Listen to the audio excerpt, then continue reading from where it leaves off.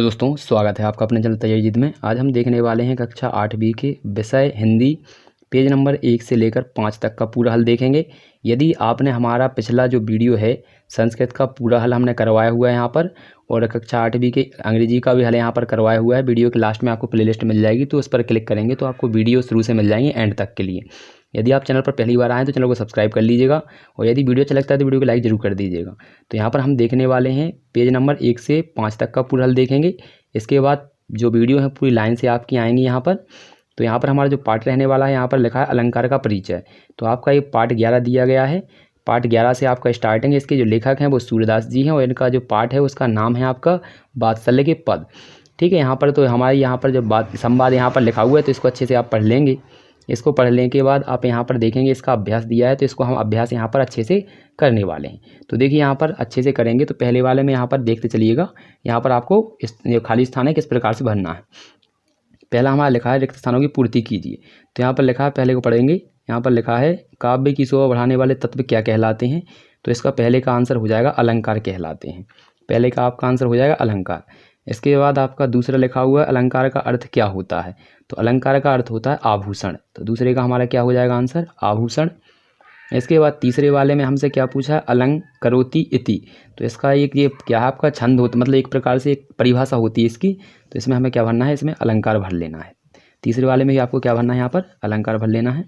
इसके बाद अलंकार कितने प्रकार के होते हैं, तो 2 प्रकार के होते हैं। कौन कौन से, एक तो होता है शब्द अलंकार, तो शब्द लिख लेंगे, और एक होता है आपका अर्थ अलंकार। तो शब्द, एक में शब्द भरेंगे, एक में अर्थ आगे पीछे भर सकते हैं। इसके बाद यहाँ पर हमारे जो खाली स्थान है वो पूरे कंप्लीट होते हैं। इसके बाद क्वेश्चन नंबर 2 देखेंगे। तो यहाँ पर पढ़ेंगे, पहली पंक्ति लिखी चारुचंद्र की चंचल किरणें, इसके बाद खेल रही थी जल थल में।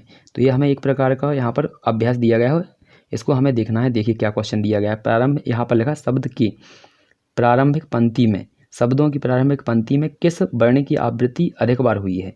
तो वर्ण मतलब आपके होते हैं छोटा बड़ा, जो जिस प्रकार छोटा बड़ा लिखते हैं तो उसको वर्ण बोलते हैं हम, और उनसे मिलकर जो बनता है उसे हम क्या कहते हैं, शब्द कहते हैं। ठीक है, तो यहाँ पर देखेंगे इस वाली पहली वाली पंक्ति में किस वर्ण की या अक्षर की आवृत्ति हो रही। तो यहाँ पर देख सकते हैं आप, पहले वाले में चा है, दूसरे वाले में चा है, और तीसरे वाले में चा है। तो आप यहाँ पर देख सकते हैं चा वर्ण की आवृत्ति हो रही है। तो यहाँ पर लिख लेंगे चा वर्ण की आवृत्ति हो रही है। यहाँ पर आपको आंसर अच्छे से दिख रहा होगा, तो इसको अच्छे से नोट डाउन कर दे चलिएगा। इसके बाद अगला देखते हैं। अगला क्वेश्चन दिया गया हमारा तीसरा। तो ये दिया गया है तीसरा, यहाँ पर मतलब अभ्यास दूसरा दिया गया है। इसमें क्वेश्चन हम यहाँ पर पहला डाल दिया है, इसको पढ़ेंगे। काली घटा का घमंड घटा। तो यहाँ पर दिया गया, इसको पढ़ लिया हमने। इसके बाद लिखा है क्वेश्चन पहला और दूसरा। इसमें देखें क्या लिखा है, कविता में कौन सा शब्द 2 बार आया है। तो मतलब जो ऊपर पंक्ति दी गई है कविता, ये काली घटा का काला घमंड, तो इसमें कौन सा शब्द है 2 बार आया। तो यहाँ पर देख सकते हैं, एक बार ये घटा और एक बार ये। तो यहाँ पर कौन आया है 2 बार हमारा, तो यहाँ पर लिख देंगे घटा। तो यहाँ पर आंसर इसका घटा ही होगा। ठीक है, यहाँ पर आंसर घटा क्या हो जाएगा हमारा। तो यहाँ पर लिखेंगे घटा 2 बार आया है। ठीक है, तो यहाँ पर क्या लिखेंगे, घटा 2 बार आया, तो इसका हो जाएगा आंसर। इसके बाद अगला देखेंगे, बा लिखा है इसका कनक कनक ते सौगुनी मादकता अधिकाय। पंक्ति में कौन सा शब्द 2 बार प्रयुक्त हुआ है। तो इसमें आप देखेंगे इसमें कनक 2 बार प्रयुक्त हुआ है। कनक कनक 2 बार है, तो यहाँ पर लिख देंगे कनक कनक। ठीक है, यहाँ पर कनक कनक शब्द 2 बार प्रयोग हुआ है, इस वाली लाइन में लिख देंगे आप, कंप्लीट हो जाएगा। इसके बाद हम देखेंगे सेकंड क्वेश्चन। इसमें लिखा है रहीमन पानी राखिए बिन पानी सब सून, पानी गए न उबरे मोती मानस चून। तो यहाँ पर ये पंक्ति दी गई है, इसके हिसाब से आपको देखिए यहाँ पर क्वेश्चनों के आंसर देने। तो यहाँ पर ये क्वेश्चन दिए गए हैं, तो देखिए इसको क्या क्या कहा गया है। यहाँ पर लिखा दोहे में रेखांकित शब्द का अर्थ मोती मानस और चून के लिए क्रमशः किस अर्थ में प्रयुक्त हुआ है। मोती के लिए, मानस के लिए और चून के लिए किस प्रकार से पानी यहाँ पर प्रयुक्त हुआ है। तो यहाँ पर देखेंगे इसका आंसर लिखेंगे। तो हम पहले इसका देखेंगे, मोती के लिए किस अर्थ में हुआ है इसका बताना हमें, और फिर दूसरे में मानस के लिए किसके अर्थ के लिए हुआ। तो यहाँ पर इनके आंसर आपको दिख रहे होंगे, तो अच्छे से इसको नोट डाउन कर लीजिए। इसके बाद अगला क्वेश्चन देखते हैं। अगला क्वेश्चन हमारा क्या है, तो यहाँ पर आशा है कि नोट डाउन के लिए कर लिए होंगे आपने। इसके बाद हमारा अगला दिया है, यहाँ पर अगला क्वेश्चन दिया है तीसरा। यहाँ पर लिखा है पीपर पात सरिस मंडोला का अर्थ क्या होता है। तो इसका बताना है। तो इसका मतलब कुछ नहीं होता, जस्ट वही होता है। यहाँ पर देखिए, यहाँ पर लिखा हुआ है, तो इसका सीधा अर्थ लिख लेंगे आप। यहाँ पर लिखेंगे क्या लिखना है, पीपर के पत्ते की तरह मंडोला। यहाँ पर लिखना है पीपर के पत्ते की तरह मंडोला। तो यहाँ पर अच्छे से इसको नोट डाउन कर लीजिएगा। तो ये आपने आशा है कि नोट डाउन कर लिया होगा। यदि आपने कुछ नहीं देख पाया तो वीडियो को पॉज करके थोड़ा पीछे करके देख सकते हैं। इसके बाद हम अगला देखेंगे अभ्यास हमारा तीसरा। तो यहाँ पर आपको दिया गया है, ये 2 छंद दिए गए हैं, आपको यहाँ पर पढ़ना है। ठीक है, यहाँ पर ये दिया गया है, ये दिया गया है, ये दोनों मात्रिक छंद हैं आपके। ये रहीमन जी की है और ये कबीरदास का है। तो इसको पढ़ेंगे। बड़े बड़ाई ना करें, बड़े ना बोलें बोल, हीरा मुख से कब कहे, लाख टका मोर मोल। तो ये रहीम जी का है। इसके बाद करता था सो क्यों किया, अब करी क्यों पछताए, बोया पेड़ बबूल का, आम कहाँ से खाए। तो यहाँ पर इसका है कि मतलब यहाँ से अर्थ समझते हैं इसका। पहले वाले का क्या है, तो पहले वाले का अर्थ समझ लीजिए इसका क्या है। तो पहले का है मतलब बड़े लोग जो होते हैं, पहली पंक्ति का, बड़े लोग जो होते हैं वो अपने मुंह से अपनी बड़वाई कभी नहीं करते हैं। और इसी का मतलब नीचे गया कि हीरा कभी नहीं बताता है कि मैं कितने रुपए का हूँ, यानी लाख टका मेरा मूल कभी नहीं कहता। इसके बाद दूसरी पंक्ति का वाक्य में क्या है अर्थ, इसका कहा है करता था सो क्यों किया, यानी जो आपने काम किया है वो क्यों किया, अब पछताए से क्या होता है।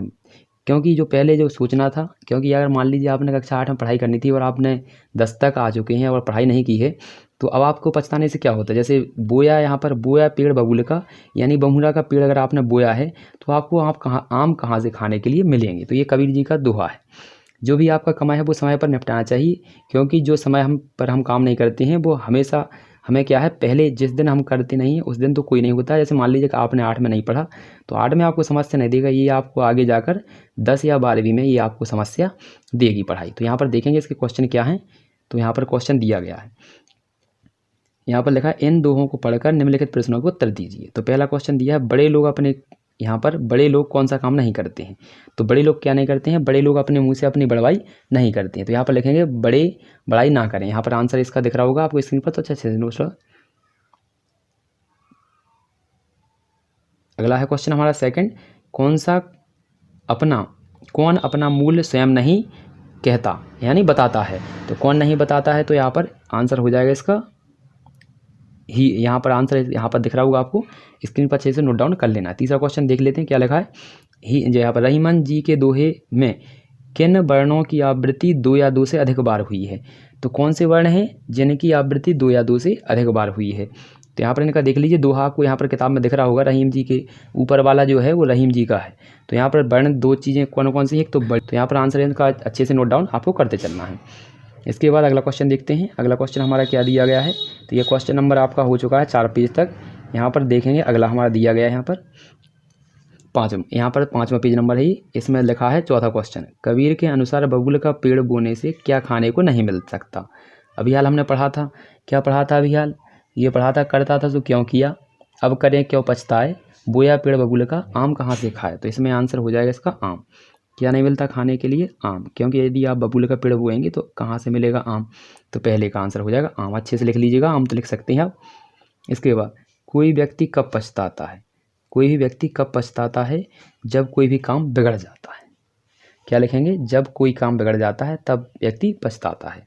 तो इसका आंसर आपको यहाँ पर स्क्रीन पर सभी के आंसर आपको यहाँ पर देखने के लिए मिल रहे होंगे, अच्छे से नोट डाउन कर लीजिए। इसके बाद अगला क्वेश्चन देखेंगे।